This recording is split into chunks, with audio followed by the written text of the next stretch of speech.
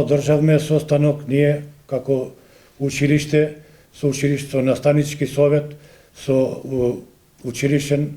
одбор и со совет на родителите ги преземеме некои дополнителни мерки за евентуално повторување на оваа ситуација да биде што поефикасно евакуацијата на вработените и учениците. Меѓу мерките што сме ги преземеле,